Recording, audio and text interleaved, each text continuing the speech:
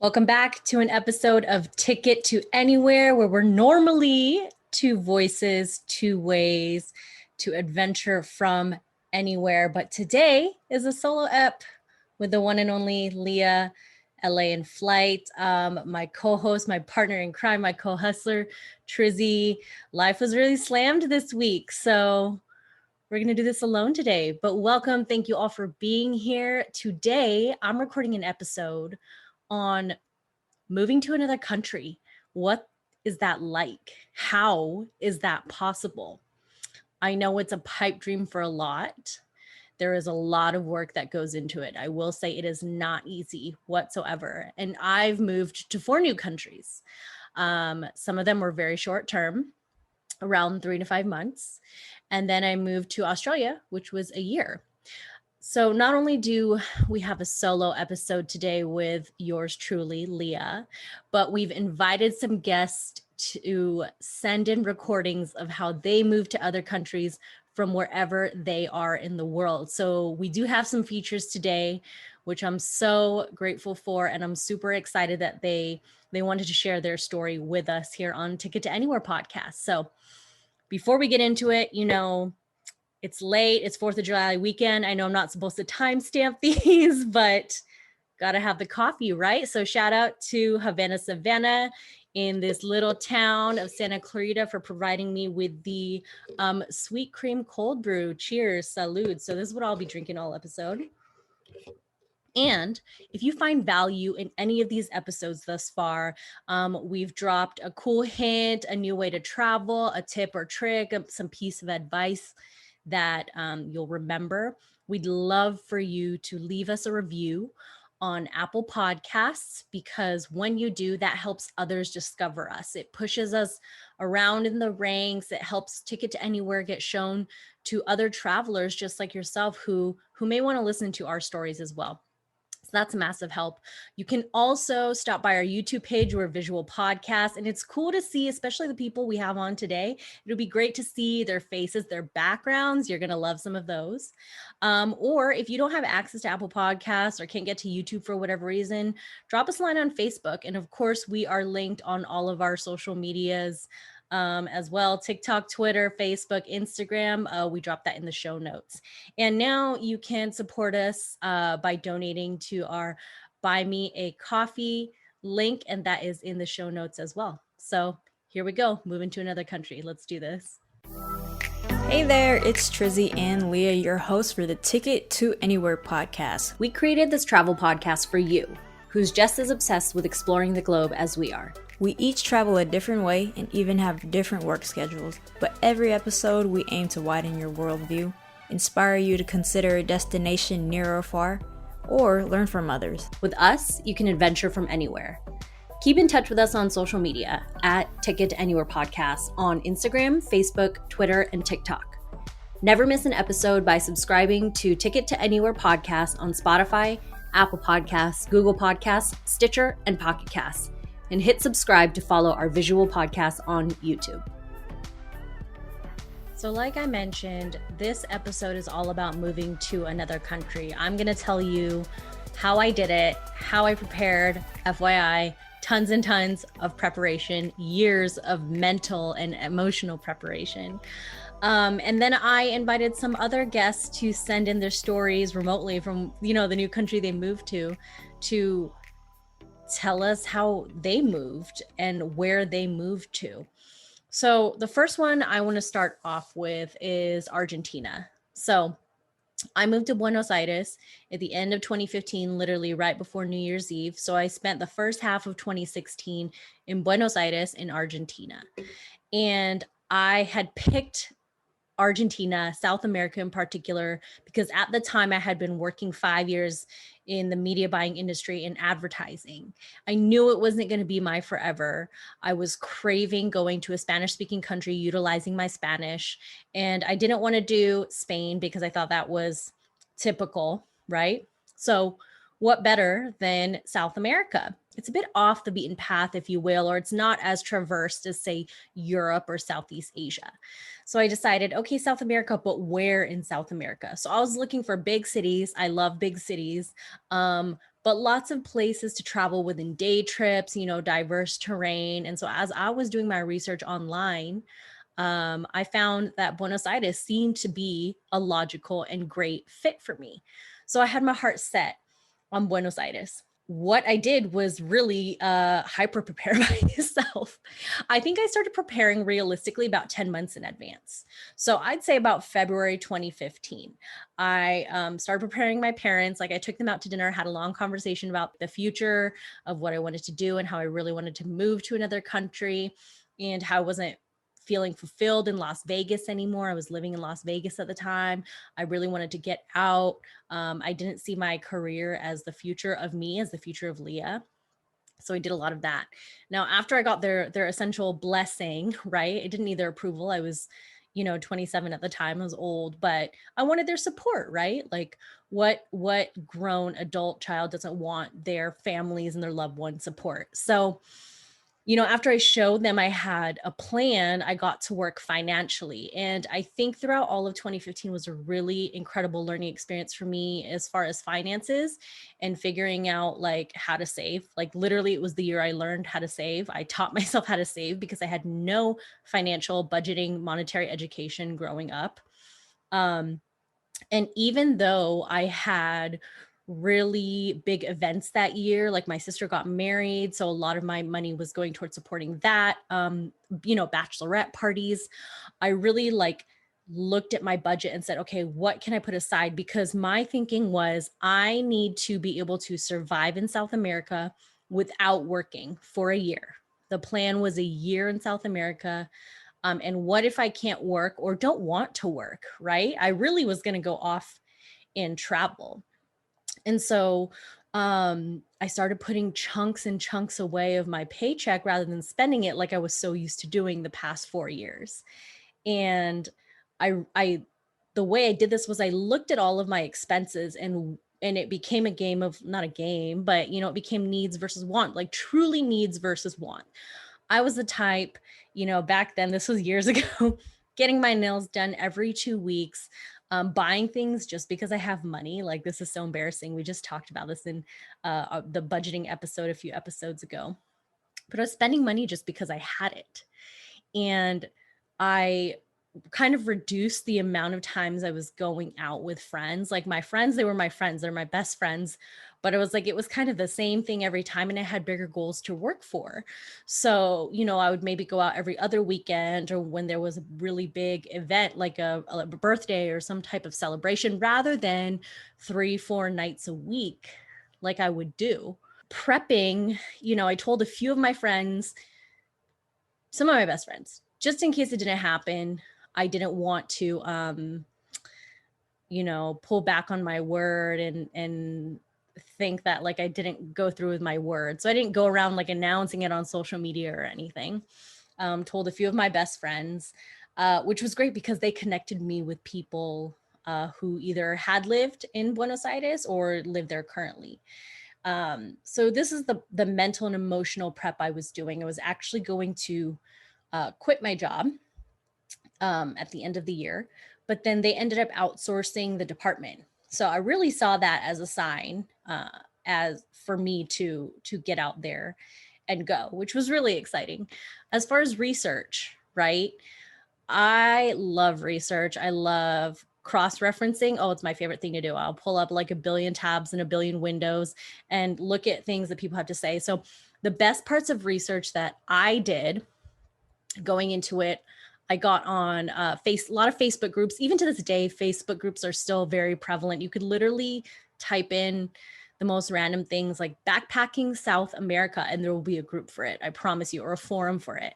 So of course, blogs, right? I asked around friends and said, hey, does anyone know anyone that either studied abroad here, lived here, have friends here, have connections here in Buenos Aires? And quite a few people did actually, which was great. One of the biggest things I did with my finances was I actually got certified to teach English as a foreign language. So I got my TEFL, and I got it through International TEFL Academy, which is based in Chicago, but of course they're operating all over the world. And I paid a premium price, but the global network that it came with was worth it alone. Some of those people that I met through there became some of my greatest friends when I moved down to Buenos Aires, but a lot of tips and advice from people who had done it before and had done the same thing. So I wanted that. I know I wanted that English certificate to fall back on in case I did need to work. I know that's a default of a lot of people, especially even some people who don't want to teach, right? I love helping others. That's why I thought I could be a good teacher. I did a ton of prep going to moving to Argentina. So that was my how. And how did I prep, right? Everything that I just mentioned. And where, like, why did I decide Buenos Aires, Argentina? And it was great because it became a bouncing pad for me to go to Iguazu Falls in Brazil. You know, I went to Chile after that. I also went to Uruguay. It was the greatest spot I think I could be in 2016 in South America for jumping to other cities. Mind you, it was a lot easier back then. Of course, Argentina is still, I mean, the world is in a pandemic. Argentina is still very much in a lockdown, and they're only letting in residents and citizens. So might not be able to do this as easily these days. I don't think they're letting in foreigners at the moment. And it's interesting because prepping to go to Argentina, there were a lot of requirements. At the time, there were visa requirements, which is funny because I've mentioned this in previous South America episodes, moving to Australia episodes. But the visa requirements was $200. So filled it out, thought I did it great, messed it up, totally messed up my name or my social security number, something weird. So I paid another $200 to fix it. Can you believe that? I wasted $400 on a visa. And guess what? 6 months later, they removed the visa for Americans. And I was already gone by that time. So the thing about it is, though, even though we had this allowance to stay in the country, the way many expats were able to stay in Buenos Aires in particular for so long is because they would do visa runs. So the rule was that we couldn't stay for longer than 90 days in the country. So a lot of times on the 89th day, many people would take the ferry. It was probably like, I don't know, $15, $20 across the river from the port of Buenos Aires to Montevideo, I believe, or no, Colonia, which is the port in Uruguay, and it was only an hour. So these were called visa runs, and you'd have to do it, get the stamp from another country to show that you left the country, then you could come back to Argentina. And Uruguay was the easiest way to do it. And I think that's why a lot of people moved to Argentina and thought it was one of the easier places in South America to become an expat, because all they had to do was take a $15 ferry across the river, stay for a few hours. It didn't even need to be the day. You could just go exploring for a few hours. You could go have lunch over there and then come back.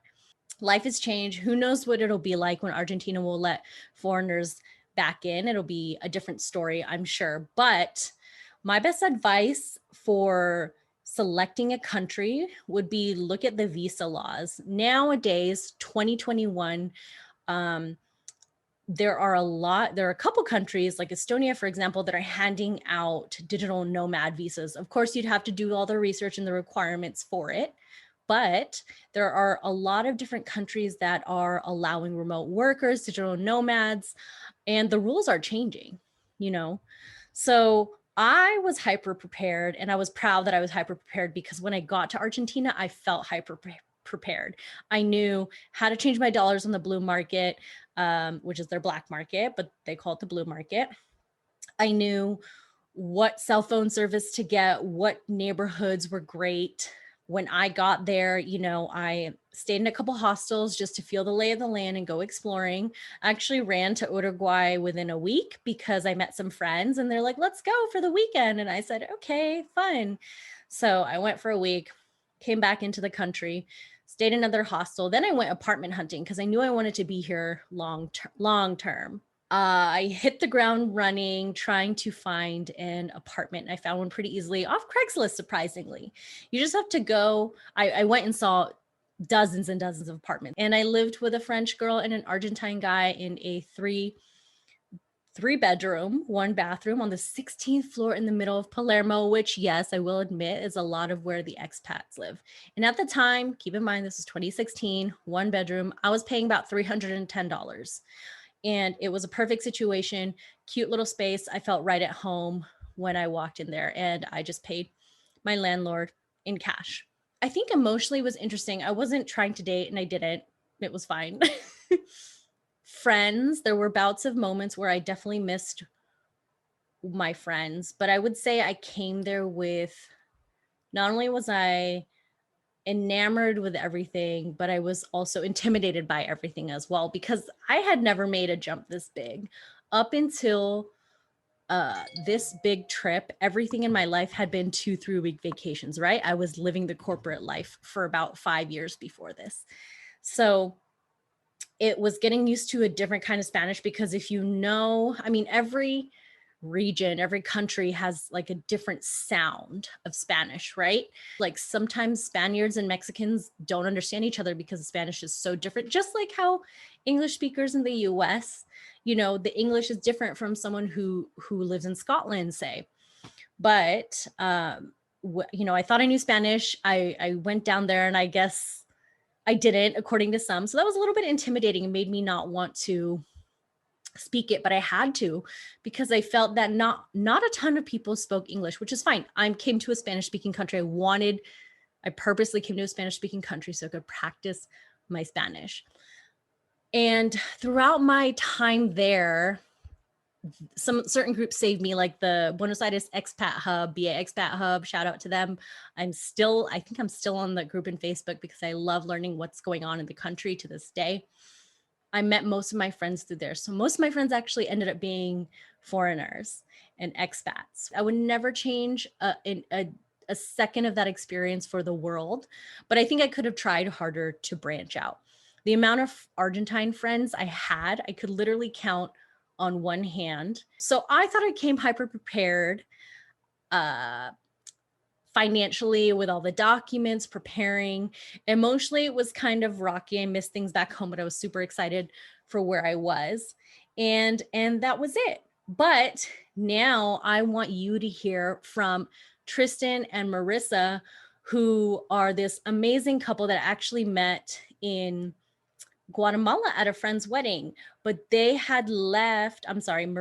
had left Buenos Aires like 6 months before I actually got there. So we made a lot of mutual friends. People were making comparisons between us. I am honored to be compared to you, Marissa. But Marissa is a Mexican American. She has dual citizenship, and her now husband, Tristan, also has EU residency, plus he is an American citizen. So they had actually started dating abroad, which was great. And then they moved around together and they winged a lot of it, which is wonderful because I could never. So let's hear from them. So, our travels. Yeah, so we were dating and living in Barcelona. Yeah, we moved there separately, and then we ended up deciding to move to Mexico from there.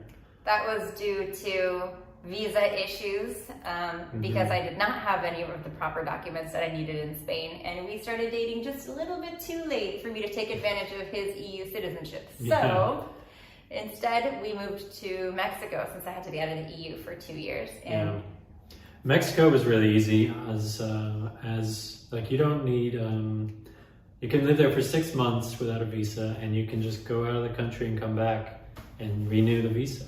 So that was easy for me, and then she's a Mexican citizen. Yeah, I'm a dual citizen. We didn't really plan finances or documents for that. Yeah, there wasn't a whole lot of the only time we've actually planned our finances and getting documents together was our move from Mexico to here to Portugal. We're in Lisbon right now. Yeah, that was a lot more involved. So while we were still in Mexico, we researched what we had to do visa-wise, and I actually applied to get my what's called a NIF, is the Portuguese fiscal number. It's like a tax registration number. So I contacted a lawyer and they submitted a bunch of documents for me. And so that would be started before I got here. And that took longer than we hoped.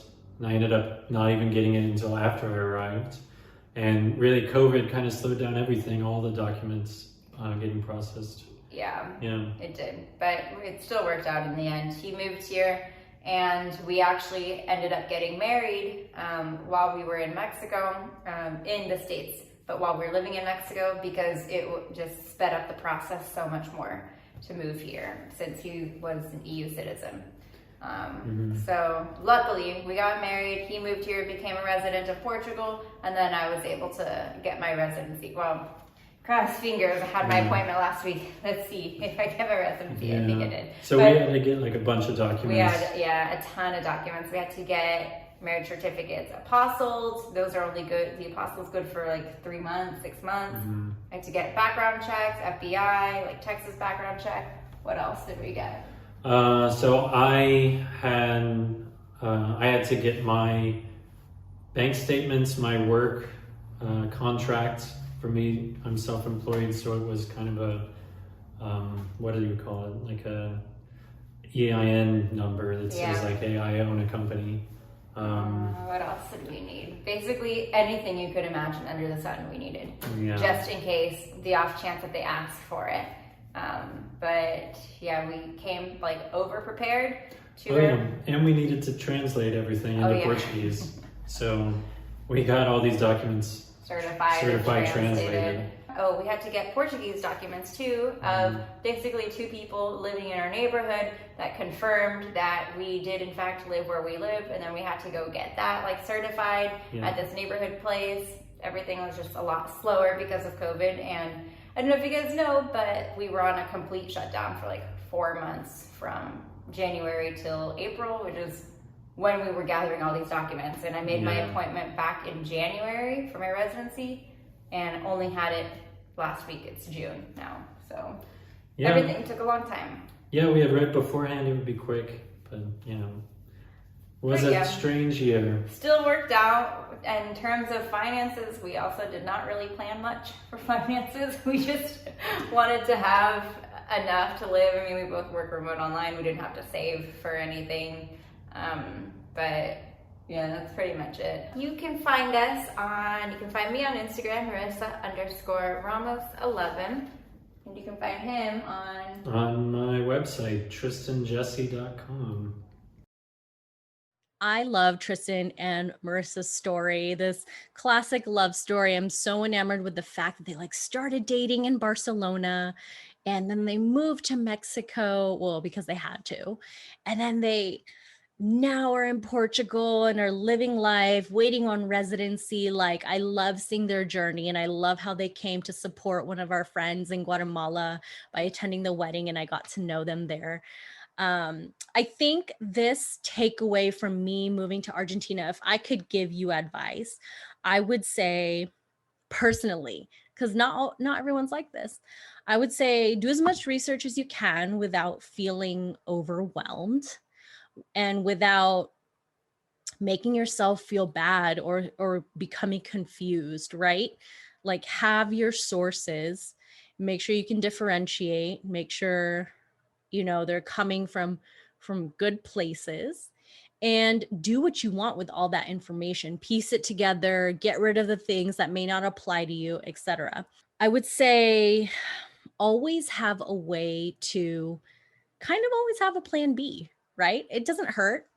It helps. Prepare for things to happen. So whether that's like a safety address, the phone number of a friend, a local contact, something that you need to divert attention away from you, just take care of yourself while you're out there. Practice safety. So the next move I want to tell you about was when I moved from the US to Australia. So this was after my year in South America, right? I had lived in Argentina, Colombia, and Peru, and I was ready for a new adventure. So Australia was never in the cards. It was never in the books. And this goes with the mentality of like being flexible, having an open mind.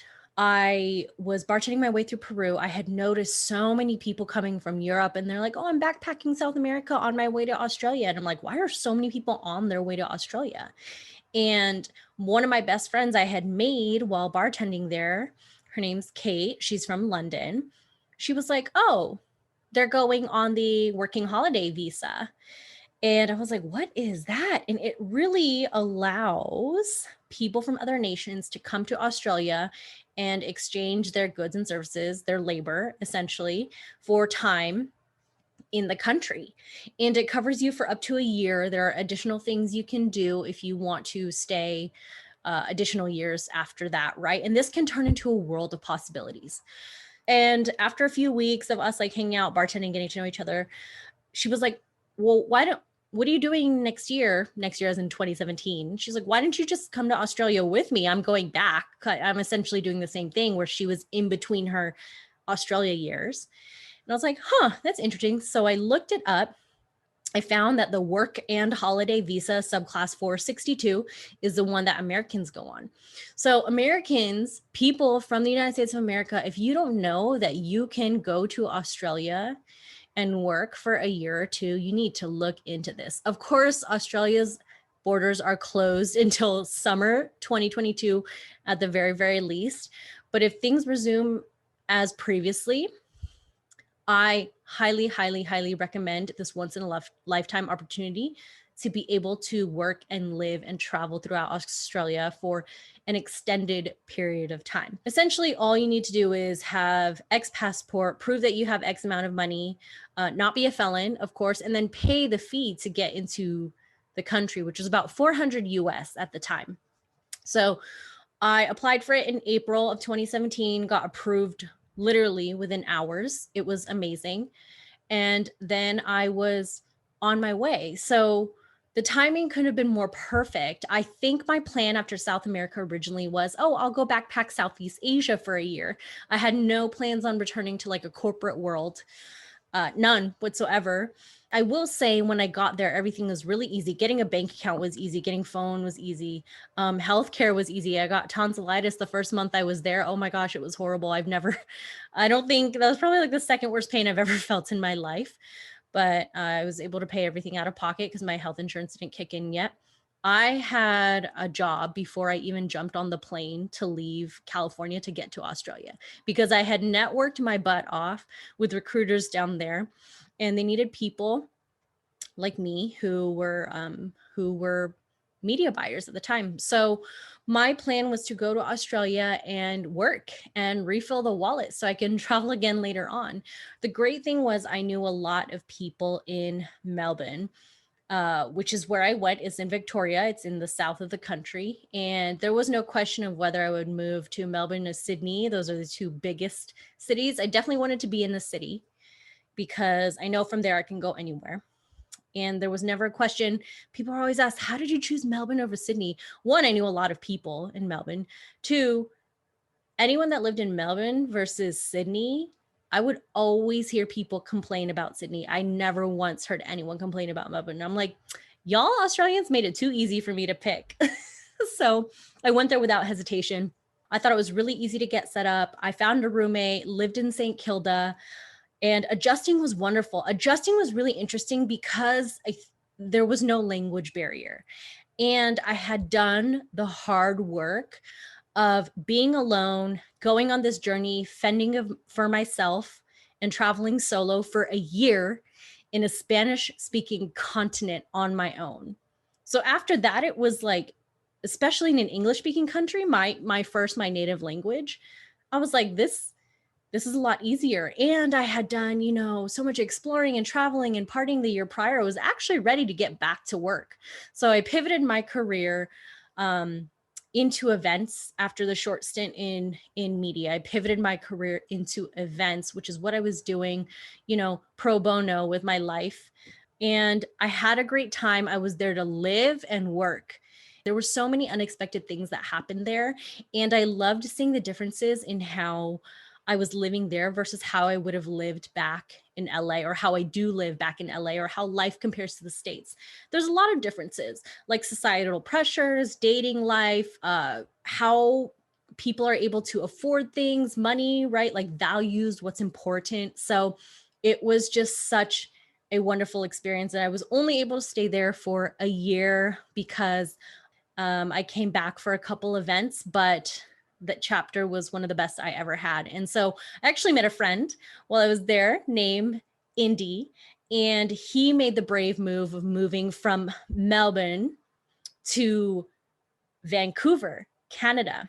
So within the Commonwealth countries, sadly, the US is not part of the Commonwealth anymore, but within the Commonwealth countries of the UK, Australia, Canada, moving is pretty easy, as Indy will explain. But I really wanted him to share his story, especially because I didn't want to keep bringing, Americans. I know we have a large American audience, but I wanted you to be able to see diverse perspectives from people who have moved all over the world, people from all over the world, moving all over the world.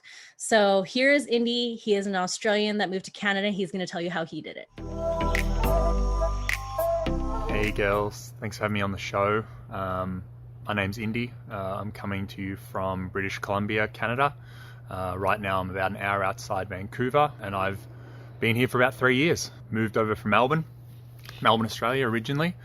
This was my first experience living abroad, although I had travelled quite a few times. I really wasn't quite sure what to say when the girls asked me on the show, but if I had to describe my experience, it was relatively straightforward. I did a lot of the research, just using online forums and Facebook and groups. There's a lot of information out there. I found the youth mobility visa, especially between Commonwealth countries, pretty straightforward. I don't know if it gets more complicated if you're involving America, but definitely moving between, England, Canada, Australia, and parts of the EU, if you're in that, under 31 age bracket, is definitely something I would recommend to everyone if you're thinking about it. In terms of prepping to go, there's never going to be a perfect time to go. There's always going to be a reason stopping you or something you're waiting for. So again, my advice is don't wait for everything to line up 100% before you make the jump. In terms of prep, like I said, I applied for the visas online. I did a little bit of research into cities and stuff, but at the same time, I was very flexible. Kind of took a wait and see approach when I got here to figure out where I wanted to kind of settle down and what industry I wanted to jump into. So I would definitely recommend, if you can stay flexible, that's key. That'll make the process a lot easier, because if you're expecting it to go 100% one way and something doesn't go exactly according to plan, you can throw you into a tiz. But if you're I think flexibility is key. Emotionally, you have bouts of homesickness for sure. With modern technology and stuff, you can still feel connected, more so in the past. So, there's times where you want to go home and say hi to people, but at the same time, I'm very much enjoying the experience here still. Finance-wise, I was pretty fortunate that I did manage to save up a little bit of money. So if I was out of work for a little while, or I wanted to travel when I came here, I would have had that possibility. Would definitely recommend if you can, you don't want to be having to jump straight into work on your first day. You want to enjoy where you're living or where you're exploring. In terms of overall experience, like I said, I didn't really come here with many expectations. If anything, I was probably planning to stay 1 year, maybe 2 years at the max. I'm now coming up on 3. Again, COVID has slowed down the amount of exploring a little bit, but at the same time, wouldn't change this experience for the world. If I was to give any advice at all to anyone thinking about traveling, or your audience, obviously who have a travel mindset, it would be, just stay flexible and have a think about why you want to travel. There's obviously, it can be fun, it can be a new experience, but like I said, if you're craving to go, it's really good to understand why, and then that might help you have realistic expectations of where you're going. Anyway, I'm Indy. Thanks for having me on the show, girls. If you want to connect with me or ask any more questions, I'm sure the girls will drop my handle in the show notes, and enjoy the rest of the show. So I really loved Indy's why, figure out why you want to travel, why you want to move. And I love how he thought he was going to stay for a year, and now here he is coming up on 3. So he's always been a great person to have in my life. I felt very fortunate and lucky to know him, and that we're still in touch, and we've had some great times down in Melbourne. He introduced me to all his friends while he was there. But the why for me, came after I moved to Australia. I had always wanted to live life in other countries, experience life way out of my comfort zone. And I'm glad that Indy is still doing it. He's an inspiration to us all. So very cool. Loved hearing from him. So the last thing I want to cover is making friends and building that community while you're abroad. And when you're moving to a new country, you generally have more open mindset. You're more receptive to maybe opening your persona, meeting new people, trying new things. So the first thing I would say is it's so incredibly important to have that community while you're abroad, whether it's through work, whether it's through random friends that you met through mutual interest or people introduced you. There was a mutual friend that you had back home or through another group.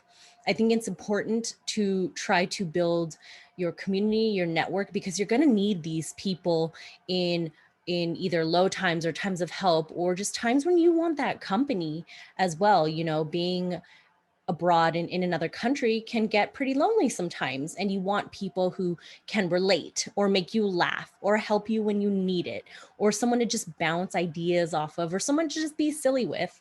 So the ways I did it, like I obviously made friends through work or through whatever you know, communities that I joined, whether it was through Facebook, like expat groups in the city that I was in. That's a great way to find people. Meetup I've used a lot. I've used Meetup when I moved to Las Vegas. I used it when I moved to Australia. And meeting friends through work I did when I was living in Peru, when I was bartending through there. I also asked around on social media, like, hey, who knows people here in Buenos Aires? I got connected to mutual friends down in Argentina. Who knows people in Colombia, et cetera, like introduce me to these folks. And it's kind of like friendships are kind of like dating. You go out with them a few times, see if they're the right fit, see if they're your people, your tribe. And if it's not working for you, then, you know, that's fine. Keep moving along and finding your tribe. I think here abroad and at home, the best way to find anyone that can capture your heart, whether it's friendship or romantically, is to find things you like to do and be around people that also like to do them as well. Australia was very interesting because I already had a set group of friends moving to Melbourne, which I loved. And then they all had their own groups of friends. So I got introduced to all these people through them. So they're my like second and third degree connections, but I knew all these friends from traveling already. You know, keep in mind, I moved to Melbourne after a year of traveling in South America. So I knew people that were going to be there already. I knew people that lived in Melbourne. So it was just such an ideal situation. And it's not like that for everyone. Community takes time. It could take months. It could take years. So keep in mind, if you are maybe nomading and hopping around from every few months, it's a little bit more difficult. People are always coming and going. And that was one thing I remember one of my friends, Layla, said in Argentina is the hardest part about being an expat is that people are always coming and going. It's like constant heartbreak. But, you know, the more effort you put into these friendships, the more you'll get out of it. So even if you keep in touch after these people leave, you can still keep that relationship. You can still keep that friendship. Some of my best friends to this day are friends that I've met abroad 5-6 years ago. And I talk to them on a monthly basis. They will always have a special place in my heart. It's a very delicate subject because it's tough and it does take time. The second thing I want to talk about really quickly is feeling guilt about leaving your family back home. As a Filipino American, I did feel guilty for a bit, but at the same time, I also had family and friends that supported my dreams no matter what. And yes, it sucked. I missed a lot of events that I wish I could be at. But at that time in my life, I also probably could never travel like that ever again. So I said, I'm going to take this opportunity. I'm going to do it. And my family supported that. And I haven't regretted a day being gone. In fact, my piece of advice would be stay longer. Don't feed into that guilt. And I know it's easier said than done, but something's got to give, right? So if you're feeling that guilty, then yeah, maybe go back home. But I promise you, the love your friends and family, the people closest to you have, will not change. So now I want you to listen to Ava. She has great stories of building community and what leaving her family was like while she moved abroad to South Korea and Germany. We're super excited. So let's hear from Ava. I'm Abigail. I'm a Filipino American from Daly City, California, which is right outside San Francisco. I spent all of last year there, but prior to that, I was in South Korea for 4 years.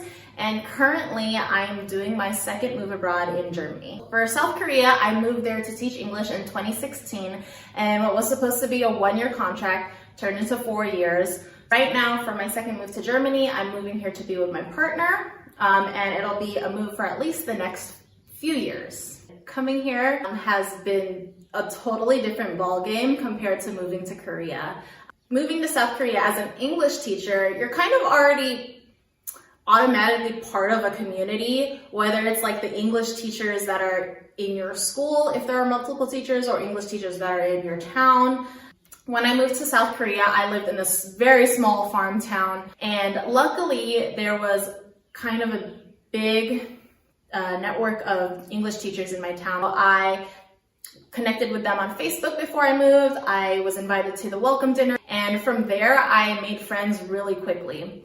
I know that if I didn't choose to be part of this community and choose to lean on these people for my support, that I wouldn't have had as great of a time in Korea as I did, and I probably wouldn't have stayed for 4 years. Moving to Germany on my own, I kind of have to make a little bit more of an effort to find that community. So I think if there's one thing that I can tell you that will help you in your move abroad, to feel a little bit less lonely, to feel a little bit less scared, is to find people that you vibe with, find people that can help you, locals and foreigners alike, and just find people that you can depend on. I've only been here for 3 weeks, so I haven't been able to find that community support yet.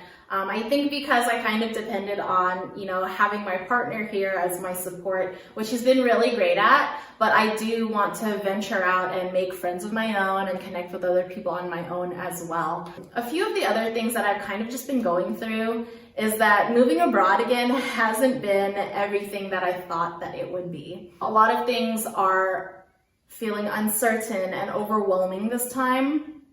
I think it's also just coming off of the pandemic where everything was uncertain for the longest period of time. I went 8 months with not knowing if or when I was going to see my partner last year. And then we went another 7+ months just waiting to be together again. But also culturally, this is the biggest thing that I forgot, is that I feel this immense guilt leaving my family again, and just being apart from them, because being Filipino, the daughter of Filipino immigrants, you feel this responsibility. You feel a responsibility to take care of your parents, to take care of your family. I feel like my family has gotten used to that fact of me traveling, of me being away, and of me, coming back when I decide to. But it's also still hard for them and for me. I've been in this place before, moving abroad, where everything is just uncertain, overwhelming, and I'm adjusting to everything and dealing with all this cultural stuff. But these are the things that you don't think about when you're moving abroad. So I just wanted to share a little bit of that with you since I'm currently going through it now. So if you guys have any questions at all about moving abroad to teach English in South Korea, or even just kind of what it's like about my move in Germany, don't forget to follow me on Abigail Adventures on Instagram, and then also you can read my blog at abigailadventures.com. Moving abroad takes as much or as little preparation as you want to put into it. I like being prepared, but knowing that plans are not always going to work out. So I have a plan A, B, C, D, E, and maybe none of them will work out. That's fine. That's how I am. Everyone is different. I'm super excited that we got to have on the pod today different people from all different backgrounds that moved to different countries and different situations. We got to hear all of their voices and all of their experiences. So again, thank you, Marissa and Tristan out in Portugal. Thank you, Indy, moving from Australia to Canada. And thank you, Ava, who is now in Germany. Thank you all. So this has been another episode of Ticket to Anywhere podcast. It was a solo one today with Leah, LA in Flight. We'll have Trizzy back on with us next time. Be sure to rate, write a review, subscribe to our podcast on Apple, YouTube, Spotify. You can check us out on Facebook, even on Instagram, TikTok. As always, thank you so much for your support. Share this episode with a friend who is thinking about moving abroad or who has any doubts, has any questions. That is the highest form of flattery to us, and we appreciate all of the sharing that you do. And if you've heard this, you've had a good point, share it on social media, and don't forget to tag us, okay? Ticket number 2 anywhere. Catch you soon. Thanks, everyone.